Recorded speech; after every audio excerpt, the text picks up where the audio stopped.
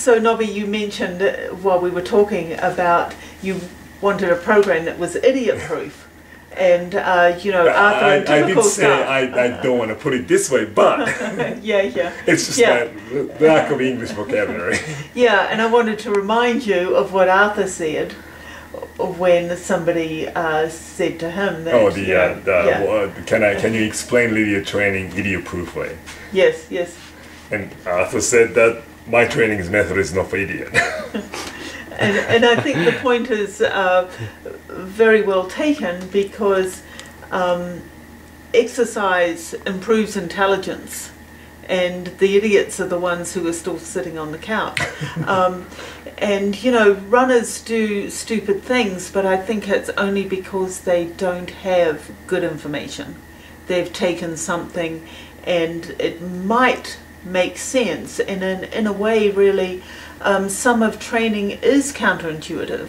For example, when somebody begins to slow down because they are overtrained or overraced, or you know, they've overdone it, and they see the slower times, they then assume that they have to run faster to make up for their times getting slower.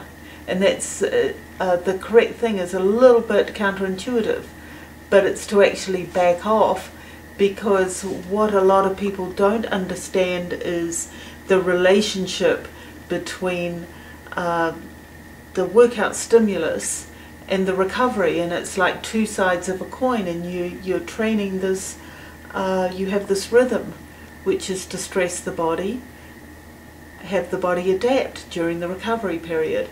And you know, I used to lie down on the couch, and people would say, yeah, you know, you better get up and, you know, go for your run. I'd go, no, I am working out. I'm doing perfect training. I'm doing perfect training because I'm doing the recovery. And I learned to do that very well. I think that was part of my ability to be a top athlete for a very long period of time, was that I always learned to take care of myself and recover. And again, that comes from having faith in your training method and having trust in what you've been doing. Because you know, if you don't have if you have the confidence that you've done all your work and done it correctly, you have no worry about taking it easy. Right. The people who don't have that confidence because you don't know what you're doing, and all you're doing is try to scramble things together so you have confidence, and try to build confidence in you.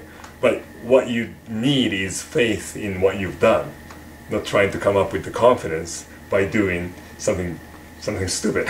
Right. Well, you know, I had an Olympic bronze medalist start to coach me when I was 14 years old, who's John Davies, who had been coached by Arthur.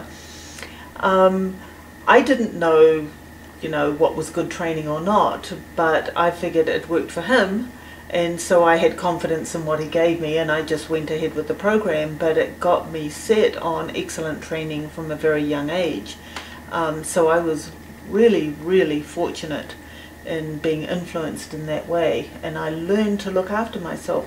And then once you have experience, you know, runners are very practical people.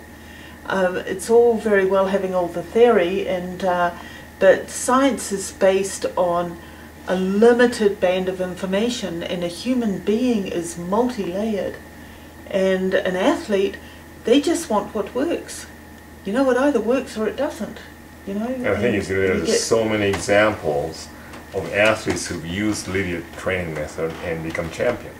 And what we're really trying to do with the entire program, with the certificate program and the Master Run Coach program, is to convey that experience onto anybody who wants to do it.